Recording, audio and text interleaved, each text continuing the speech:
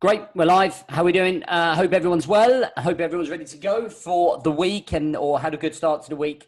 So we are doing the Man Coach case studies where we're inviting some of our clients to come on board and talk about their journeys, what they've gone through, how they're progressing through life, the difficulties they found. And really, I think it's a great insight to give guys about what they're trying to achieve, about what we're trying to achieve, to really stop the overthinking. So we've had a bit of a practice at this already, and this is our second attempt, me being a biff that I am. So real quick intro, you guys should be slick at this now. So Jim, if you want to give us who you are, what you do, your kids, your status. Yeah, I'm James, 37, just live outside Liverpool. I have a wife and a kid. Kid's 7 now. I'm office manager for a wholesale in tire industry. Perfect. Steve? Yeah, I'm Steve, 47, originally from Sussex, currently residing in North Yorkshire. I work for a company called Ilka Homes that build modular housing. Got 2 kids, and I'm recently divorced. Okay, perfect. And then Ben? Hi, Ben from Manchester. I'm head of a department for a digital print firm. I've got 1 child currently and 1 arriving any moment because my partner's like 7 days overdue. Difficult times. Love the priorities though being here. So this really is just an informal chat to introduce a couple of our guys, talk about their journey, and I'm going to just kind of interview these guys as a group of friends down the pub, and really, if you have any questions whilst you're watching, you want to ask any of the guys what they're going through, then please do ask. So we're going to get straight into this. So the first question I'm going to ask is, what made you feel like, what was the point in your life that you felt that you really needed to make a change? What was going on inside of your life, inside of your mind, that just made you think enough is enough? Okay. And were you procrastinating on it for a long time? So Jimmy, I'm going to come to you for this question.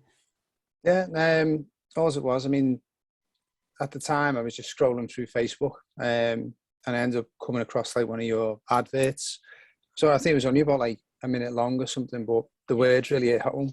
Because at the time, every day I felt like, every time I woke up, I felt like crying. Didn't know what I was doing. I just felt like everything was slipping around me, and I thought, well, I've got to do something. I can't stay like this because I'm going to lose everything, lose myself as a person as well. Did you, if that video hadn't come around, do you think you just kept on going on and on? And what, I mean, you must have known something wasn't right. Yeah, I ended up, I think literally just before that, I think I rang Minds Matters at the time because I didn't know what was going on.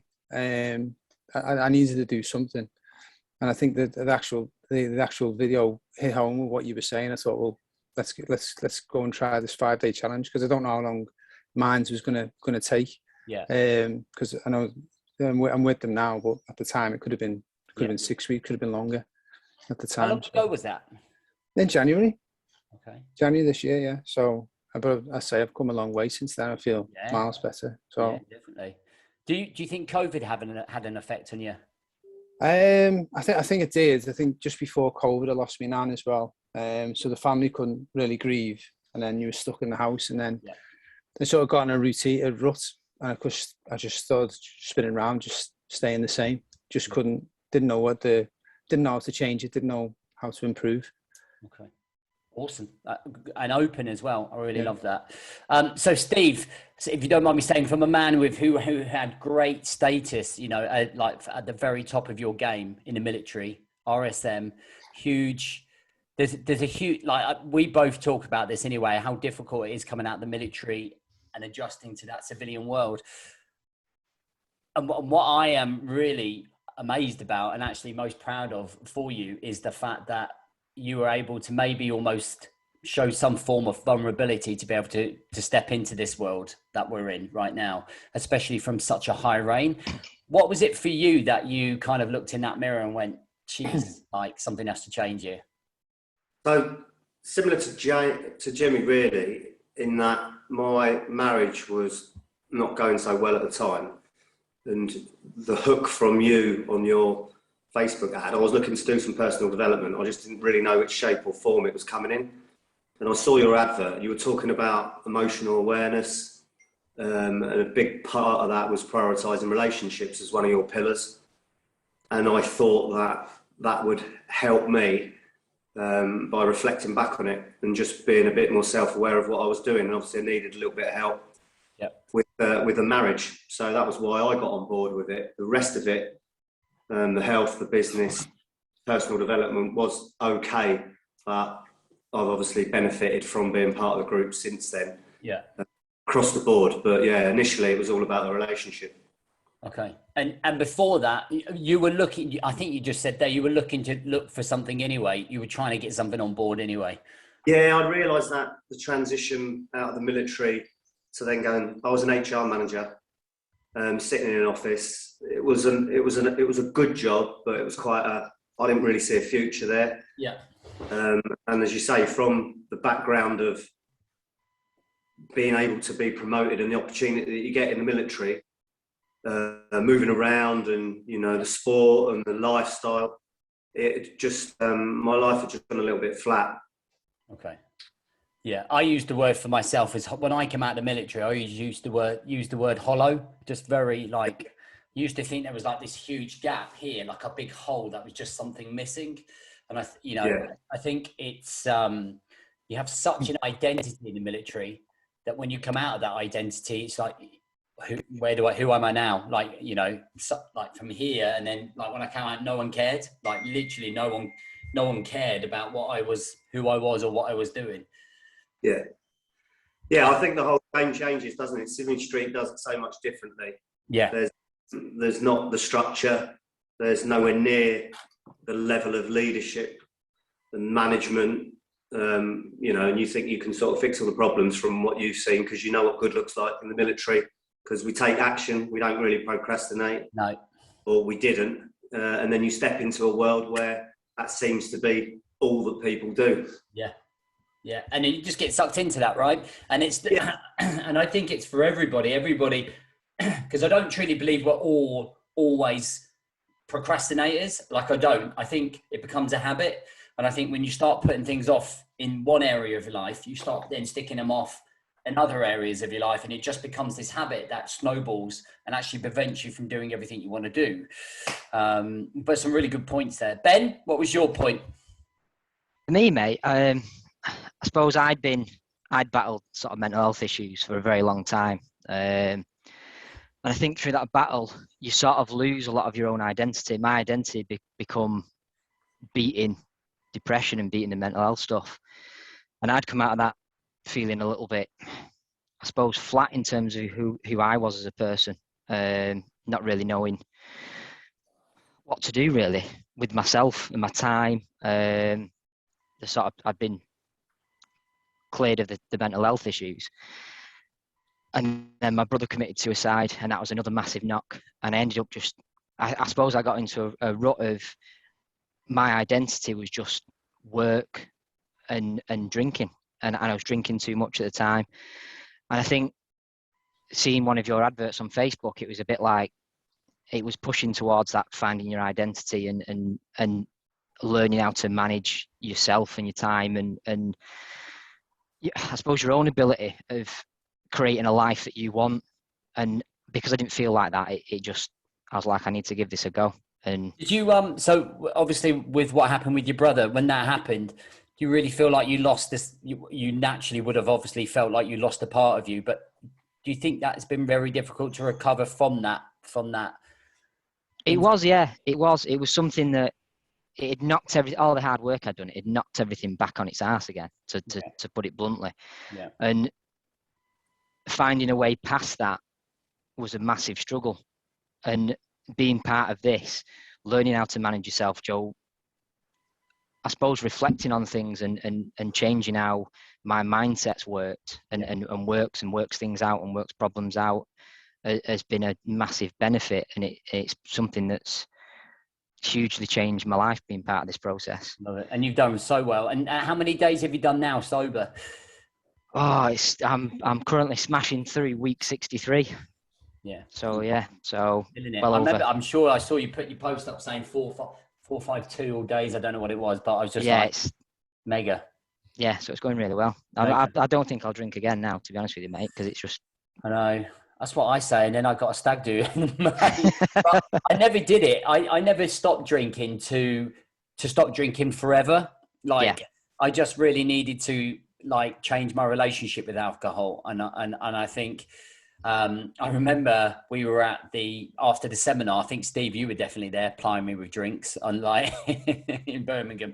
And I remember coming out of that, and I remember leading up to Christmas, just what a year it had been.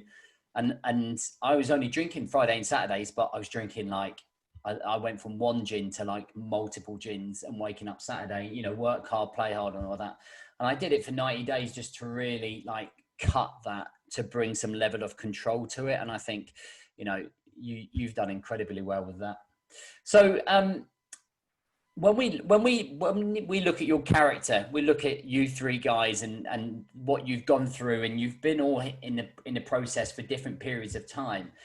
How do you feel like your character has evolved through that process? And do you feel like there's been days where you've just gone, I literally, like, today has been such a hard day to get myself up out of bed, but has the new character traits been able to get you through some situations and dramas that you maybe would have crumbled in the past at? So it's really looking at that level of character, and what have you noticed change within your character that you go, actually, I'm going to flip this. I'm going to turn this. This is not the way it's going to be. So we'll go back to you. Start with you, Jimmy. Yeah. As I say, from before Christmas, I'd have issues, and the natural reaction was always to fly off the handle, bite back, not think about what I was saying, just natural reaction, just shout it off. But since doing the course, getting up in the morning, okay, when you first start getting into the morning routine, like the first week, you're trying it, you're getting into it, you start getting the groove, and then a couple of weeks you will get the odd day where you're like, oh, I could do without this today. I just want to stay in bed. Yeah. Honestly, just get on there, just get up. You feel miles better. I think once I didn't do it and I felt awful all day. So straight back on it the next day. And I just haven't stopped since. Every Monday to Friday, up, morning routine, doing it, getting on it. You just feel better.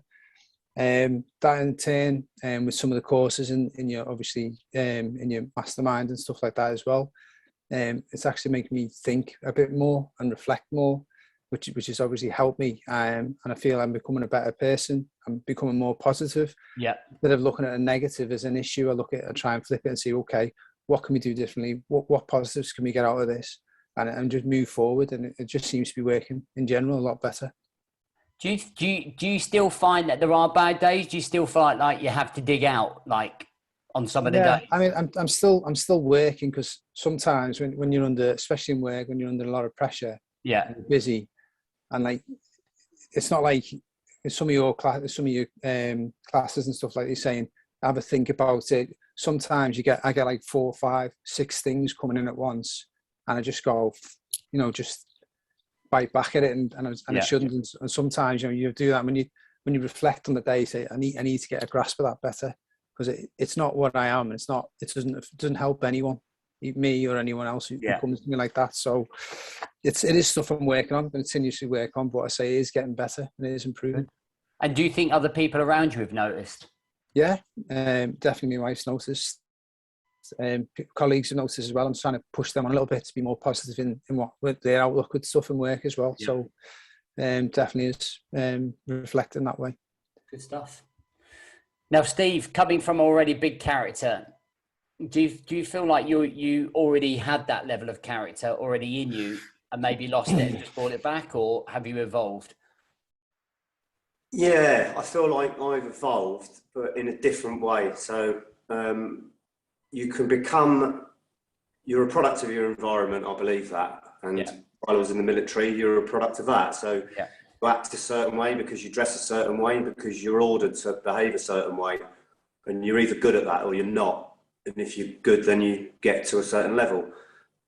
and then you mentor that same approach, don't you? So it perpetuates and self-perpetuates. So coming out of the military, that then finished for me. As soon as you take the badge away, the stick goes away, then you're someone else. So about finding your own character and where your strengths then really lie as a person, rather than as part of the green unit, if you like. Green machine. So, yeah, exactly that. So I've never had a problem with motivation. Getting out of bed's not my problem. Yeah. Again, it's a bit like Jimmy there. It's reacting to human situations badly, and learning how to react better to them. You know, take a breath, be more aware of what you're saying and why you're saying it, understand the consequences of your actions, and improve those relationships with the people around you to be that best version of yourself. Yeah, 100%. And that, there's a couple of key words in there. One of them was control.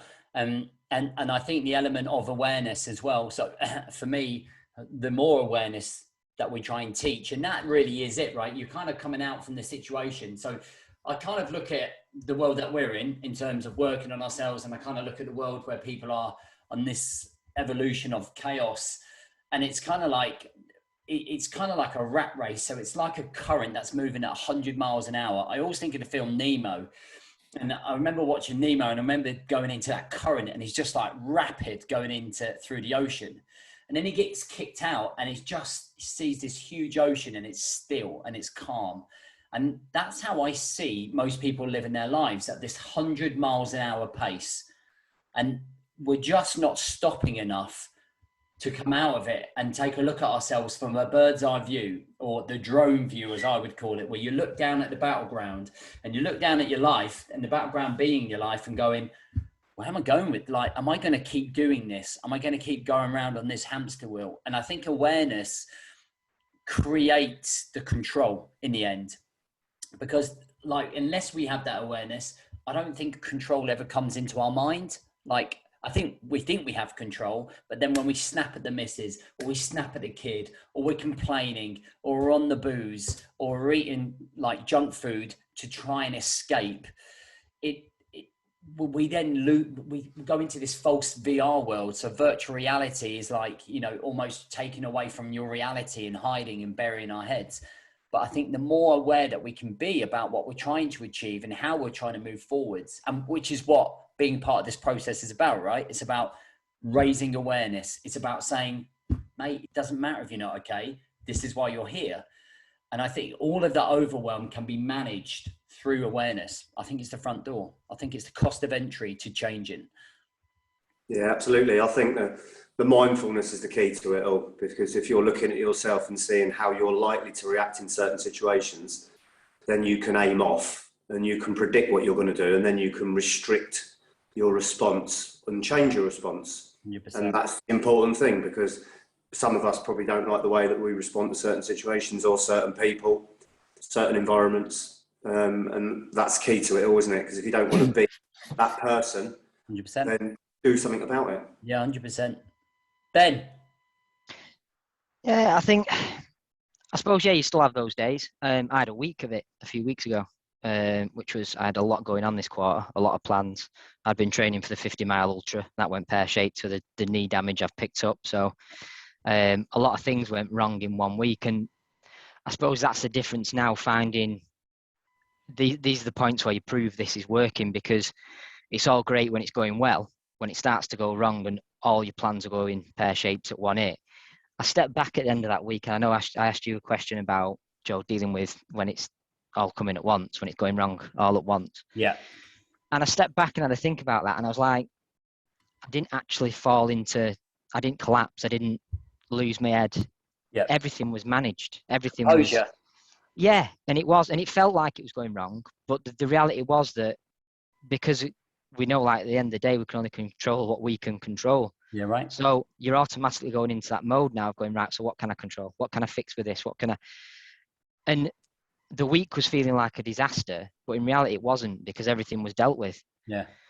So I suppose my character's changed in the fact that I don't allow myself to be knocked over, and I'll keep standing back up, and I'll keep going, well, what can I change? What can I fix? What do I need to do to improve this situation? What do I need to do to improve how I deal with situations like this? Yeah. And I think that's something that through all of this and through looking at ourselves and the reflection and the honest accountability for how you behave with your life and the people around you in your life, it starts to sort of, it makes more sense to me of how I want to be. And I think I deal with life more in a way that how I want life to be, really. Because it is chaos, right? That's never it's never going to go away. There's always going to be something, right? There's like, I kind of feel that like there's maybe one or two periods within our lives where we get what I always like to call the eye of the storm, where it's just calm. You're like, wow, life's good. And then next day you wake up and you're like, right, that's that done. And I think, and I often look at life and I kind of think about, we go through early education, right? So we do nursery, we do junior school, we do secondary school, we do college, some go on to uni. Then we go out to the real world. So let's just say education finishes at like average over 19. And then if you finish at uni, 22? I often think, how do we educate ourselves to know how to handle life or live? Where is the so it's our responsibility to continue that learning. It's a continuation of learning, the evolution of understanding about awareness, about how to have more control, about how to manage your time. We go through life budgeting our money, like, as a 20-year-old, probably not, but like, as you start thinking about having a family and you've got kids, you go, this is where my money's going. This is where my money's going. But we don't do that with time. We don't budget our time. We got 168 hours in a week. How are you budgeting your time? How much time is spent on work? How much time is spent on health? How much time do you spend with the kid? But those type of things, and people are like, oh, you don't need to be educated for school, for life. You just got to go to work. You got to earn your money. You're going to come out like, if you want to live that life, crack on. All right. But if you want more from life, if you want to feel a lot happier, more fulfilled, more purposeful, if you want to wake up with fire and passion in the morning, you got to start self-learning, right? And that's what I see your 3 journeys being here, as well as the other 100 or odd guys that are in the Brotherhood. It's about self-learning, taking that responsibility, which listening to you 3 is really great for me to listen to, because, it's interesting. And this is the first time we've done this, to listen to you guys about what you're going through and how you're shifting is great to listen to. So talk to me about overwhelm. What's your relationship with overwhelm, James? Overwhelming. At the time, I didn't know when I didn't know what was getting to me at the point. Yeah. In effect, I'm still probably learning why I was overwhelmed and why I actually got to that point. Okay. Because I used to, I think the biggest thing for me, I wasn't liking the person I was becoming.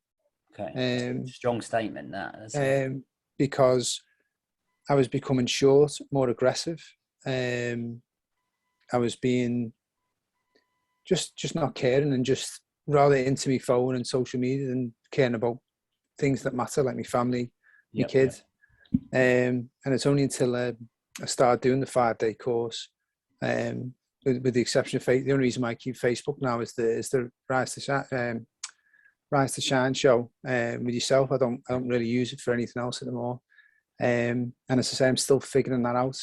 But I'm in a better position now, and I feel a lot more. I can take on a lot more.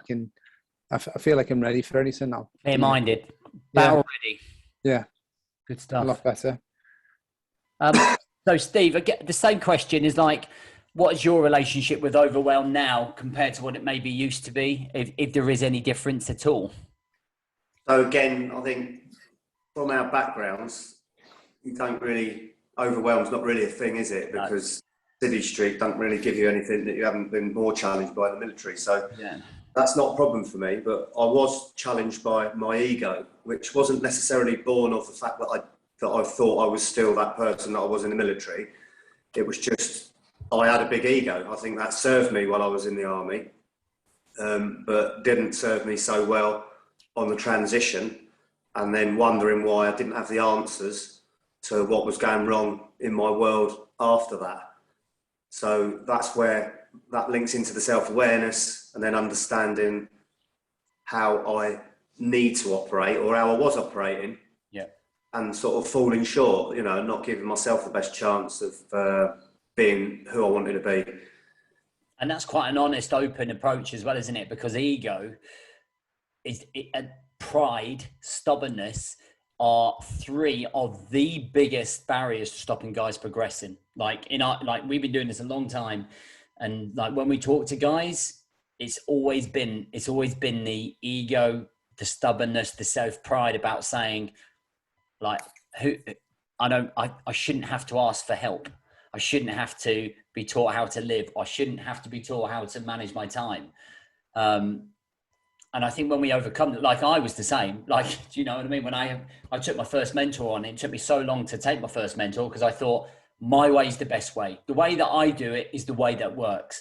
But clearly it wasn't. Like, do you know what I mean? That's classic ego talk going on there. But really well, that's it. I think the way that you look at, a lot of people get into the group for maybe the reasons of thinking that it's going to solve problems and there's a gap and that weakness needs to be plugged. Whereas I saw it more as you're strengthening a weakness.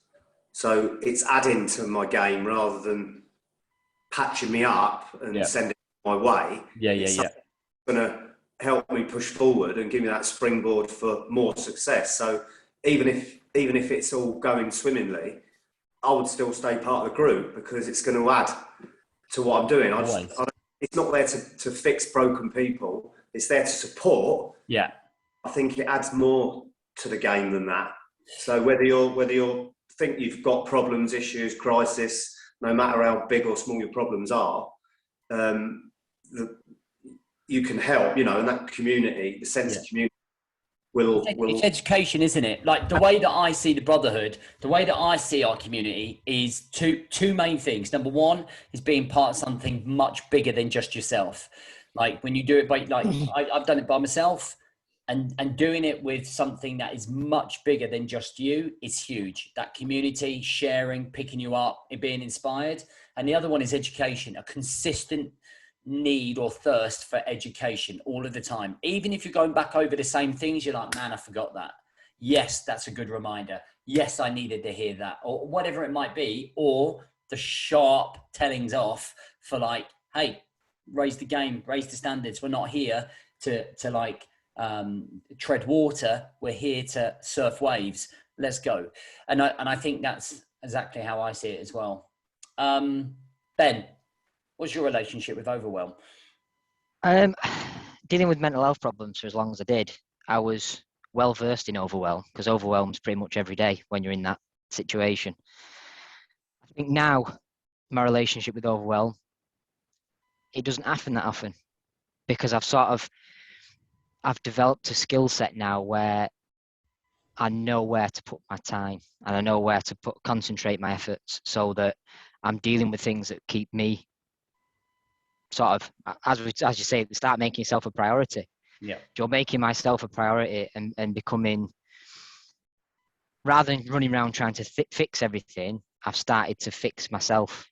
And that journey now is a sort of, say overwhelm's not really, it doesn't happen that often. It did at the start, but nowadays, like I said, it was a few weeks ago, I had a bit of a bout of it, but I was seeing it worse than it was. Yeah. Where now, because you're managing your life across all 4 pillars, everything just seems to fall in place most days and most of the time. So week in, week out, I'm pretty calm, collected, controlled, which is a unique position to be in when you've sort of been at the bottom end of a poor mental health for such a long time. Do you always use that as, so like, as you know, within all of our world, we always use the phrase, what's the alternative? Is that something that's relevant for you as well, Ben, in terms of like, do you see that situation as like, if I don't show up today, I come staring that alternative in the face? Yeah, massively. It's something now that drives you to keep changing. Where before it was always a fear, what if I get ill again? And that almost, I had that fear for a long time. I didn't step out and push myself forward because I was always going, well, what happens if I get ill again? So I never went for the promotions at work. I never looked at, buying a house. I never looked at pushing myself to achieve bigger things. So the fact that the alternative at one point in my life was holding me back because I was going, well, what if it happens? Where through the process, I now look at that and go, that's the alternative. That isn't happening. Yeah. And I'm carrying on moving forward. Good. I love that. And it's powerful, right? It's the emotional connection. Is that like, when you're really sitting there going, am I gonna, is this the way I'm going to go again? Like, and I've got my vision of that. And it's, it's where it all started. It's taking your reverse engineering right back to that pinnacle point that we spoke about at the start.